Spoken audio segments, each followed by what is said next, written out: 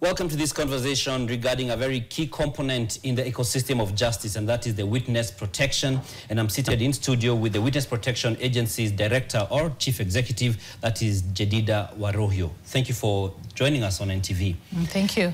We saw, there's been a lot of conversation around the injustices or the concerns around the protests, the Gen Z-led protests, where we've seen people police harming citizens, some unarmed, etc. And the Director of Public Prosecutions said that one of the reasons some of these cases are somewhat stalling is because people are afraid to come and testify as witnesses. It feels like the Witness Protection Agency has a role there, but is it that you don't have people who've come to you, or what's the situation? Thank you for that question. One, I think it's very important to appreciate how the Witness Protection Agency operates. The Witness Protection Agency is not at the front line. It is a measure of last resort. So those who are at the front line of justice is the National Police Service, who provide us overall security. And when that is not working very well, people then go to the courts and they get given judicial protection. And now when that is not working is then now where the witness protection comes in as a measure of last resort to support those two. So for us to be able to move, we can move through individuals seeking specifically to us to have special protection measures, or we can have referrals from other institutions like DPP, as you've rightfully mentioned, or the National Police Service, or the judiciary, many other institutions to support them, protect the witnesses, who will then move forward and testify in court, or provide them with the necessary information to undertake an investigation that will lead them to court or an inquiry or something like that. So we are the background. In fact, you hardly see witness protection people walking around or saying, I am this or the other.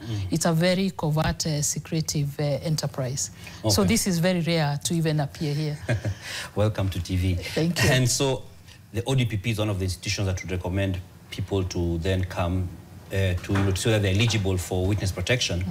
But he's saying that that is the challenge. Is it that it has not been brought to you? Okay, I cannot answer my part because of the nature of the organization. But what I can say is that in respect to the activities that happen during the protest, people are supposed to report at the National Police Service, and then they undertake their investigation, or at the DPP, and DPP then prosecutes. It's between that path, investigation and prosecution, that we come in when we are referred. So when cases are referred to us, we do not say that they are referred to us, because that is the essence of witness protection. We must keep the client safe. We must keep the client secure. Amid all this, one of the things that is no longer a secret is that Kenyans have a bit of trust issues. True. So the moment I'm told that we want you to testify, say, against a police officer, and when I want protection, I'm told go to the Witness Protection Agency, which is also government. So when I come to you as WPA, someone would say then I'm almost selling myself out because it is the government. So what's your comment on that? It is true, there is a trust deficit generally, but I think it's very important for us to restore the public trust. Yes, it is true that Witness Protection Agency is a government institution. In fact, we provide special protection on behalf of the government. And this is an institution that was put together by the people of this country. It is actually through the people, through the efforts of civil society organizations, and through the efforts of government that put this institution together, so that it can provide another layer of safety to the people who have important information or evidence to provide justice to a certain situation. The confidence in terms of trust, I think people need to have trust in the agency, because the agency, the way it has in 2010, before, the history of the agency is that it grew, it was a unit in the Directorate of Public Prosecution. But then in 2010, there was an amendment, even before the 2010 Constitution was promulgated, to make the agency independent so that it can have its own independence and it can have its own operational autonomy, and the director of the agency is not under the control or direction of anybody or any person. So the Witness Protection Agency has that institutional independence and operational autonomy. So when DPP refers a witness to the agency, or where DCI refers a witness to the agency, they are referring for us to assess and see whether they meet the threshold as provided in the Act, to be able to see whether then we can protect them. They never direct. So there are witnesses who are referred to us and we say yes. There are witnesses who are referred to us and we say no, because of that institutional independence. So our processes are very different of any other state institution. So I think that's, the aspect of independence is what also would give people jitters. The question is, how independent are you really? Because when I look at the Act, the Witness Protection Act 3G1 says the agency shall have all the powers necessary or expedient for the performance of its functions under this Act without interference from any authority. Yeah. Then 2 says the agency shall, for the purposes of accountability, report to the Attorney General on the overall fulfillment of its object and purpose and the performance of its functions under this Act. Yes. So first we're told that it stipulates that you got your independence without interference from any authority, but you still have to report for accountability to the Attorney General. So how is that balanced such that you will not be under the influence of the Attorney General? Yes, let me explain that. First, we have an advisory board that has members from all, mainly the criminal justice actors. And we have an advisory board, not an executive board. That means the advisory board provides advice on witness protection policy. And they also have general administrative guidance, and they also provide, they only approve the budget estimates because we get our funding from the consolidated fund. Okay. Now, where the Attorney General comes is not to provide a day-to-day accountability. No. If you read the entire section, it provides that at the end of the year, once the year ends, like now we end in June, we are going to close the year. We have to do our financial audit, and we also have to do our own internal programmatic audit, and make a report and give an account of what we did programmatically in terms of the witness protection program and how we spend the public resources. So we do that, and that whole report comes to the advisory board, and then they send it to the Attorney General. So the advisory board sends it to Attorney General, then shares it with the President.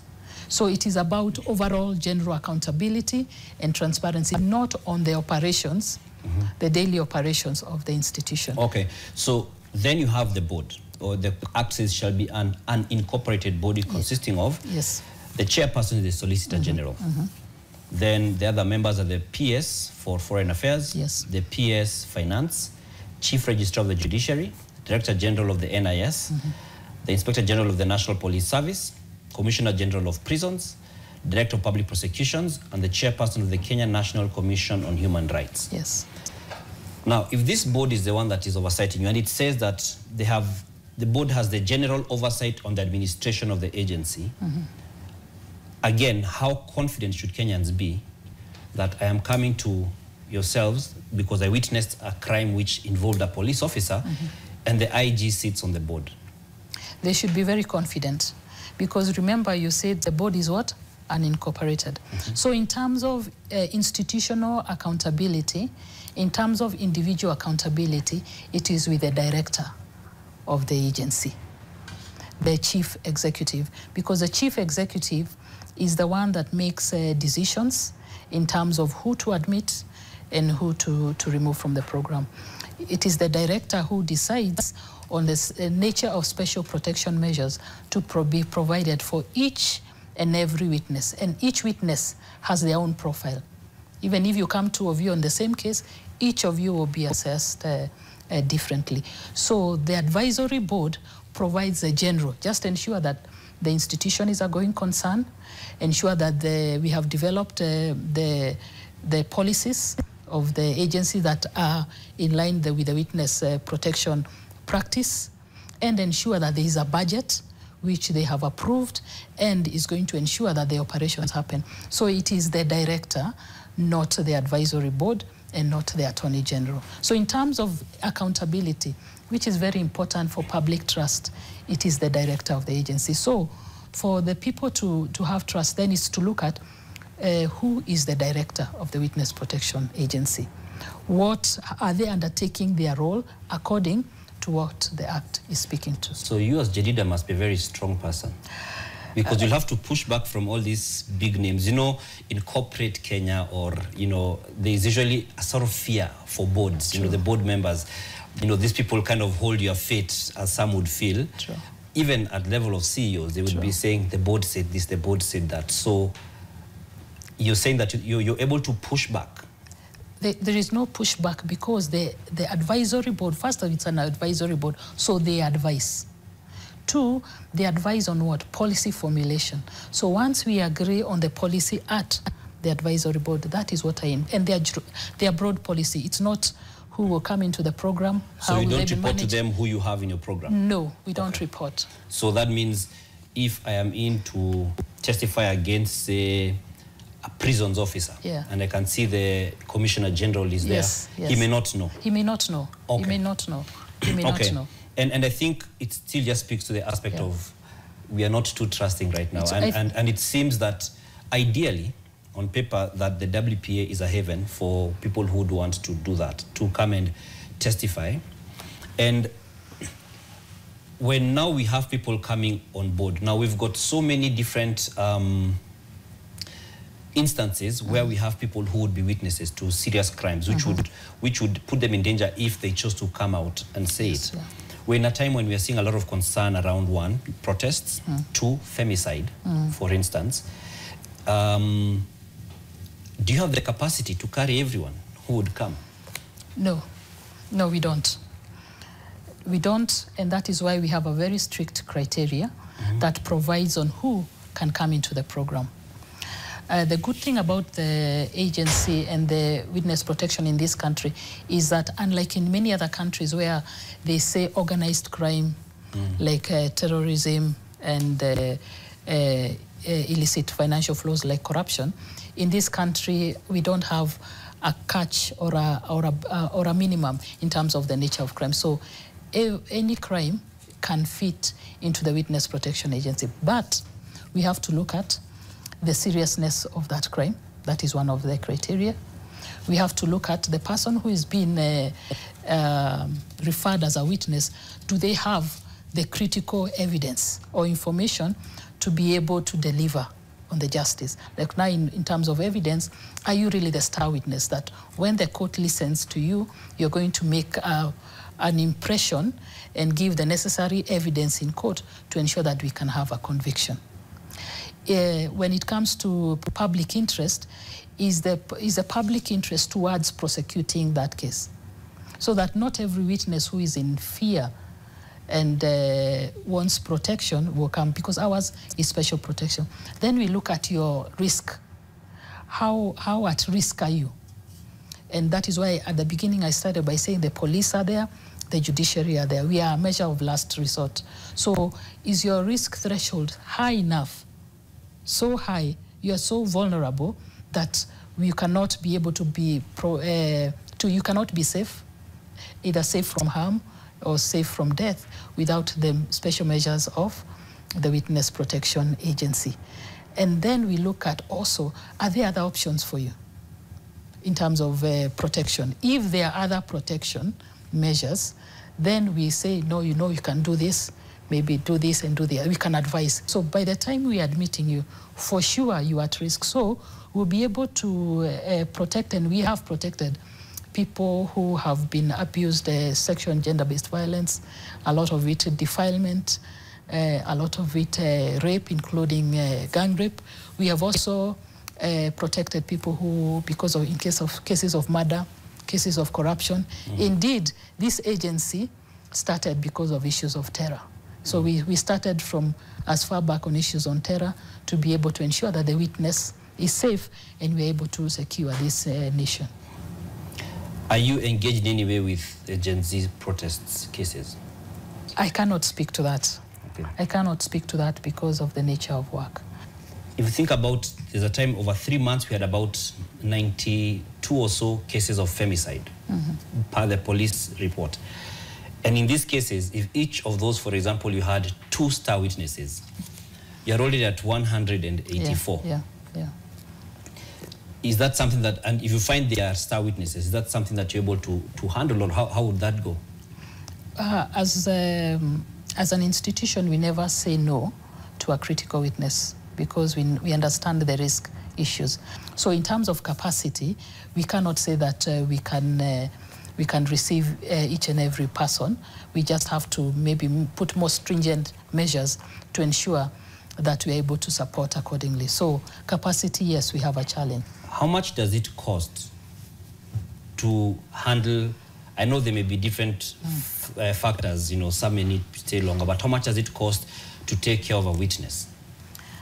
All things remaining constant and giving the witness all that they require, we have estimated it costs us about 6 million to protect one witness and those people who are associated with them. So that's the family for those who are... That could be the family, that could be associates. It all depends. It's a very expensive enterprise.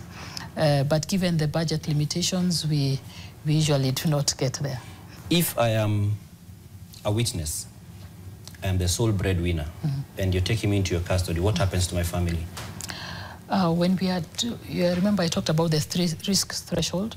So when we look at the crime and the evidence, and we are looking at your risk, now we look at how far your risk exposure spreads. Because at times you may have, maybe when the crime happened, you are not with your family and your family is not known. So we spread the risk until the weakest link. Because for you to be in the program, you must be safe. That means your family has to be safe and you need to feel also the safety of your family. So it all depends on how far the risk spreads. What is your expectation as an agency of media as we're covering, because we do investigative pieces, or people come to us and they are witnesses to crimes? What would you say to that? The media is important to us because they do refer cases, and they have referred cases to us that require protection. The media also, as a journalist, you could also be witnesses to a certain atrocity. So you can also be protected by the Witness Protection Agency. And also as a media, as you cover, for example, the journalists who cover the court cases, it is very important for them to understand that in every case that is in court, there are many witnesses. And in very serious cases, you may have a protected witness. And for us is, how do you ensure that you do not reveal the identity or any identifying information about the protected witness? So what we ask is, do not cover the story of the protected person, because you're going to be exposing them further. And is there a way all this protection can be done before matter goes to trial? Yes. In fact, that is a very important conversation, because we have, you know, when at investigation, if we get you at investigation stage, it minimizes the cost, it minimizes the pressure and the risk exposure to you. Before the Director of Public Prosecution makes the decision to charge, again, referral before the decision to charge is very, very important. It minimizes a lot of issues, and it is much, much better. In fact, our best practice reaches before the decision to charge, because a lot of information will then not go out. Remember, when the charge sheet comes, it has witnesses, it has a lot of information, so a lot of measures can be taken before to redact and to ensure that the person is safe. And we've had situations where that has happened, and that has been both good for the protected witness and also good in terms of managing the case. How can people who are interested in engaging you, find you?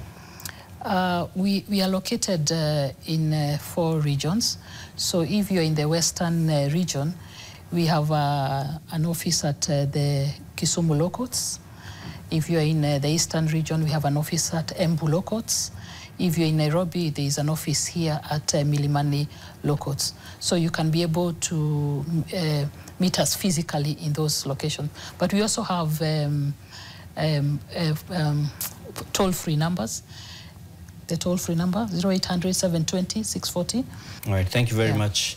Now, we're speaking with Jedidah Waruhiu, who's the director or the chief executive of the Witness Protection Agency, on how the agency works and how one can be able to engage with them, as well as some of the dynamics in there, especially in light of the concerns around witnesses who are unwilling to come forward and be part of a case to testify on account of fear of intimidation or reprisal on the same. Thank you for joining us on this conversation.